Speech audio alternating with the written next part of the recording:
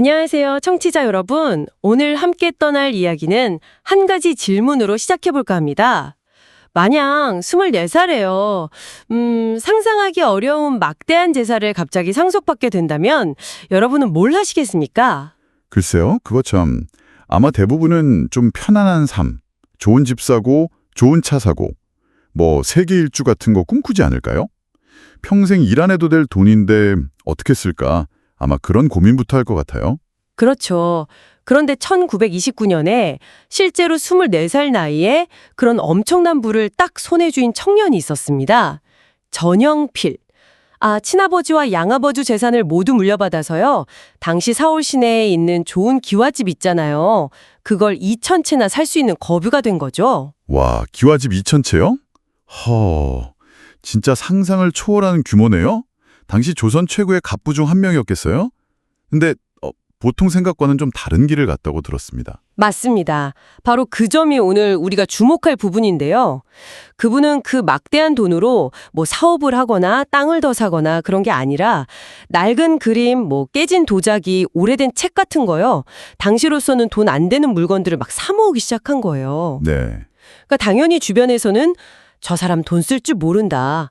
세상 물정 모르는 호구도련입니다. 뭐 이렇게 수군거렸죠. 그렇죠. 뭐 일반적인 시각에서는 당연히 그랬을 겁니다. 아니, 힘들게 번 돈도 아니고 그냥 물려받은 그 큰 재산을 왜 그런 어떻게 보면 좀 덧없어 보이는 데다 쏟아붓나 이해하기 어려웠겠죠. 특히 그 가치를 알아보는 눈이 없었다면 더더욱이요. 하지만 그 호고라는 비웃음 뒤에는 우리가 몰랐던 이야기가 숨어 있었습니다.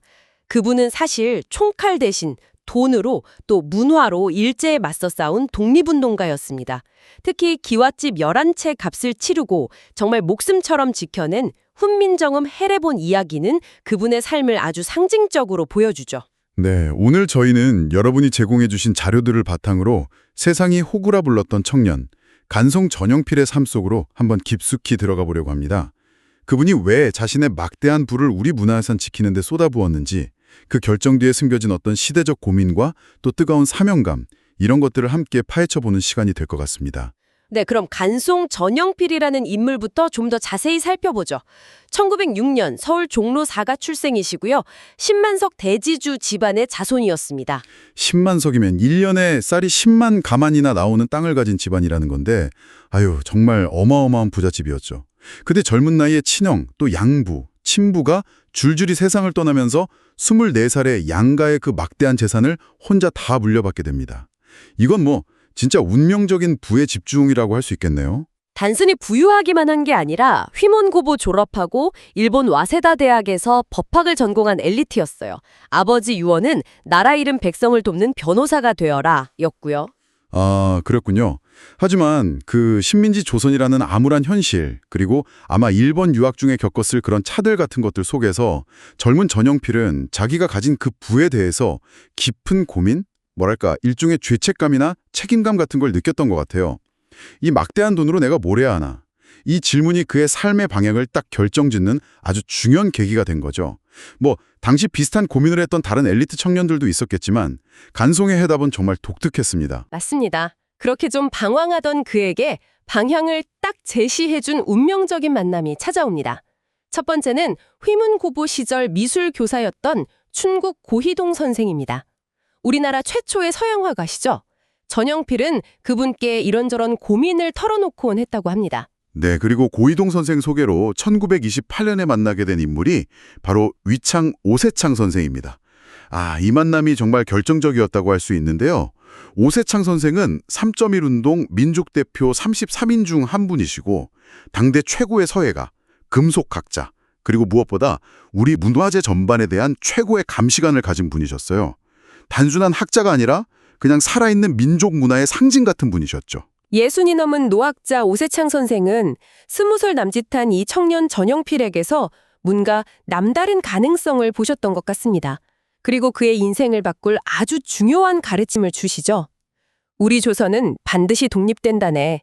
문화 수준이 높은 민족이 낮은 민족에게 영원히 합병된 역사는 없어. 이게 바로 문화의 힘이야. 그래서 저희 일제가 우리 문화를 그렇게 악착같이 없애려 드는 걸세. 이 말이 전영필에게는 그냥 격려가 아니었던 거예요. 문화재를 모으는 이 행위가 단순히 취미나 재산 불리기가 아니라 민족의 정신, 자긍심을 지키는 일, 그러니까 바로 독립운동의 한 방법이 될 수 있구나. 이걸 깨달은 거죠. 일본이 왜 그렇게 우리 문화재를 탐내고 자꾸 반출해 가는지 그 이유를 문화 말살이라는 관점에서 딱 이해하게 된 겁니다. 운어와의 힘. 간송은 이 말을 정말 평생의 신념으로 삼게 됩니다. 오세창 선생은 이런 사명을 담아서 그에게 간송이라는 호를 지어주시는데요. 간은 계곡의 시냇물, 송은 소나무를 뜻하죠. 네, 그렇죠. 마르지 않는 시냇물 같은 재력으로 아주 추운 겨울에도 푸르름을 잃지 않는 소나무 같은 지조를 지켜서 일제강점기라는 이 혹독한 시대에 우리 문화를 지켜내라, 이런 깊은 의미가 담겨 있었던 겁니다. 이로써 그냥 부잣집 도련님 전영필은 문화 독립 운동과 간송으로 거듭나서 이제 돈으로 일본과 싸우는 문화 전사가 되기로 결심하게 되는 거죠. 간송의 이 문화전쟁은 1932년 서울 인사동의 고서점 한남서림 인수로 본격화됩니다. 이곳은 그냥 서점이 아니었어요. 전국 각지의 문화재 정보를 모으고 또 일본으로 유출되는 걸 막는 뭐랄까 최전선 기지 같은 역할을 했죠. 네, 서점이라는 형태가 아무래도 정보 접근성도 좋고 또 위장하기에도 아주 효과적이었을 겁니다. 오세창 선생이 추천한 이순왕이라는 전문가에게 운영을 맡겨서 아주 체계적으로 움직였죠. 여기서 간송은 이른바 호구 전략이라는 걸 구사합니다. 네, 맞아요. 좋은 문화재에는 값을 깎지 않고 오히려 부르는 값보다 더 후하게 쳐주는 방식이었죠. 예를 들어서 겸재정선의 화척값을 1,500원 불렀는데 2,000원을 줬다는 일화는 아주 유명합니다. 당연히 저 사람 호구다 이런 소문이 쫙 퍼졌고요. 하하, 네. 근데 이게 사실은 철저히 계산된 전략이었습니다. 간송이 만약에 값을 박하게 매기거나 너무 까다롭게 굴면 귀한 물건 가진 사람들이 굳이 간송한테 안 오고 당시 조직적으로 문화재 사들이던 일본인 거상들, 예를 들면 야마나카 상회 같은 곳에 헐값이라도 그냥 넘겨버릴 수 있다. 이런 판단을 한 거죠. 그러니까 값을 후하게 쳐줌으로써 전국의 귀한 문화재가 일본이 아니라 자신에게 오도록 그 물기를 돌리려고 한 겁니다. 시장의 주도권을 잡으려는 아주 영리한 수였어요. 그 대표적인 경쟁 상대가 바로 말씀하신 야마나카 상회였군요. 전 세계에 지점을 두고 조직적으로 조선 문화재를 반출하던 거대 기업이었죠. 정말 젊은 간송은 이 골리앗에 맞서는 다윗처럼 보였을 수도 있겠네요. 네. 이 싸움의 성격을 아주 잘 보여주는 상징적인 사건이 1935년에 일어납니다. 바로 국보 청자 상감 운항문 매병, 우리가 아는 그 천항 매병 있잖아요. 그게 시장에 나왔을 때죠. 원래 강화도 고분 도굴품이었습니다. 이걸 가지고 있던 일본인 골동상 마에다는 조선 총독부 박물관에서 1만 원 줄 테니 팔라고 했는데도 거절할 만큼 아주 콧대가 높았다고 해요. 그런데 간송이 나타나니까 좀 얕잡아 보고 2만 원이라는 엄청난 가격을 불렀다는 겁니다. 당시 최고급 기와집 20채 값이었어요. 와, 당시 기와 집안채가 한 1,000원 정도였으니까 2만 원이면 총독부 제시액의 2배고 이건 그야말로 천문학적인 액수였죠. 당연히 못 살 거라고 생각했을 텐데 간송은 망설임 없이 그냥 그 자리에서 전액을 딱 지불했습니다. 마에다도 엄청 놀랐다고 하죠. 진짜 이야기는 그 다음인데요. 이 소문을 듣고 오사카에 있던 더 큰 수집가 무라카미라는 사람이 찾아와서 간송에게 2배인 4만 원에 팔라고 제안합니다. 가만히 앉아서 기와집 20채를 그냥 벌 수 있는 기회였죠. 네, 그렇죠. 돈 벌려고 했으면 엄청난 기회였죠. 하지만 간송은 웃으면서 이렇게 답했다고 전해집니다. 이것보다 더 좋은 청자를 가져오시면 제가 산 값 2만 원에 드리겠습니다. 이 말은 단순히 안 팔겠다는 거절구 이상이었죠. 맞아요. 이 청자는 값을 매길 수 없는 우리 민족의 보물이고 이제 제자리를 찾았으니 다시는 이 땅을 떠날 수 없다. 이런 선언과 같았던 겁니다. 돈이 목적이 아니라는 걸 아주 분명하게 보여준 사건이에요. 이 사건 이후에 간송이 진심이 알려지면서 그에게 더 많은 중요 문화재가 흘러 들어오기 시작했습니다. 하지만 간송이 마음속 깊이 정말 간절히 염원함에 찾던 것이 있었어요. 바로 훈민정음 해례본이었죠. 훈민정음 해례본. 이건 그냥 오래된 책이 아닙니다. 세종대왕께서 어떤 원리로 또 왜 한글을 만들었는지 아주 자세하게 설명한 한글 사용 설명서이자 창제 원리서죠. 우리가 아는 나란말싸미, 그건 서문이고 해례본이 그 본체인 겁니다.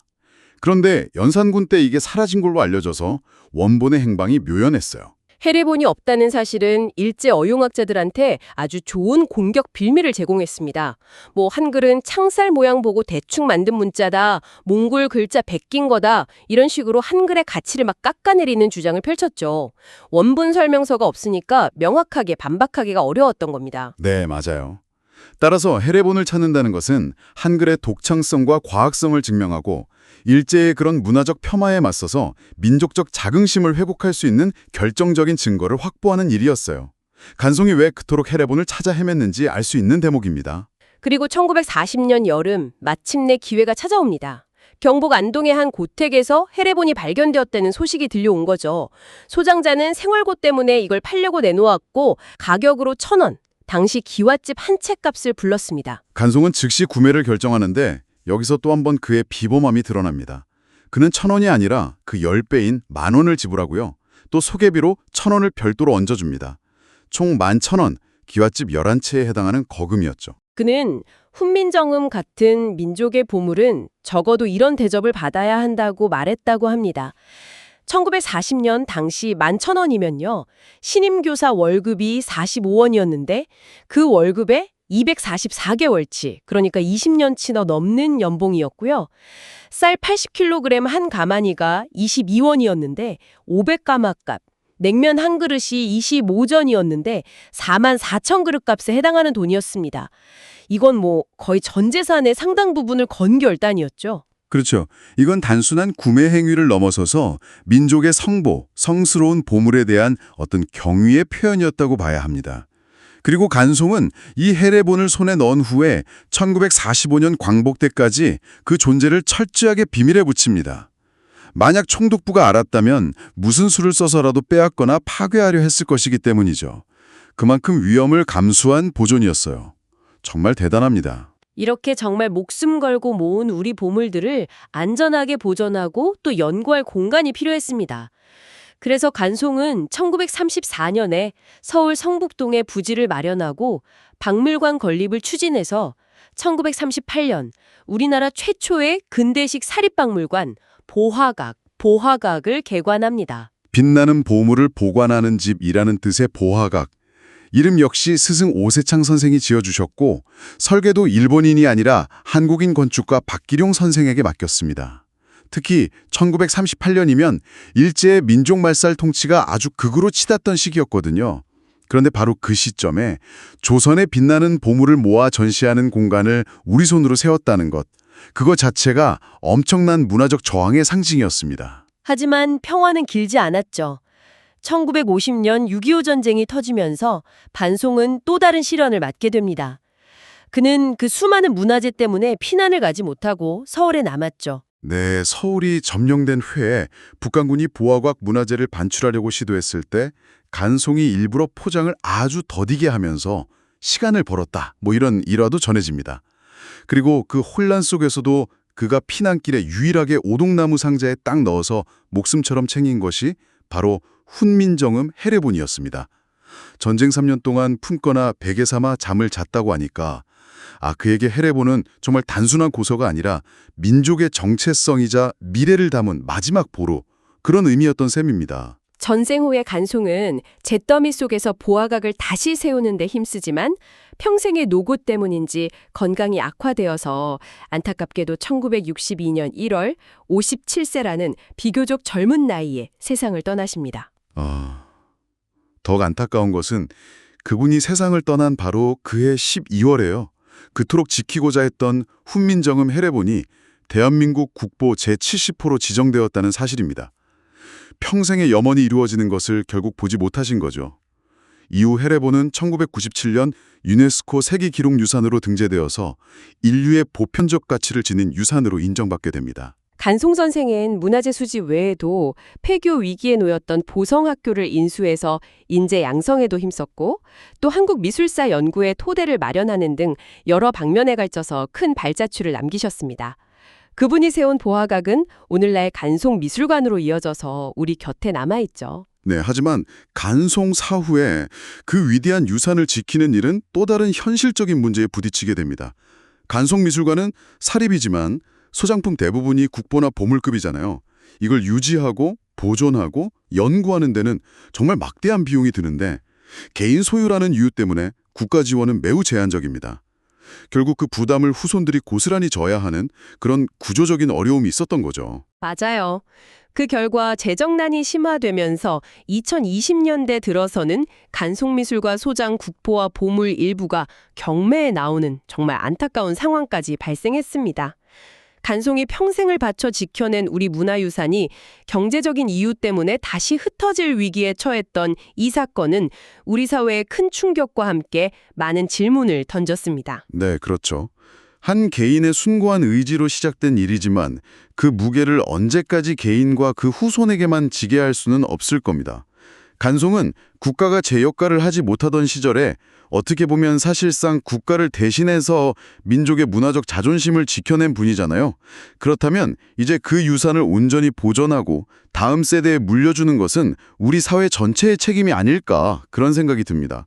최근 대구의 간송미술관 분관이 개관하는 등 지자체와의 협력을 통해서 새로운 모델을 모색하는 것은 이런 점에서 상당히 의미 있는 시도라고 봅니다.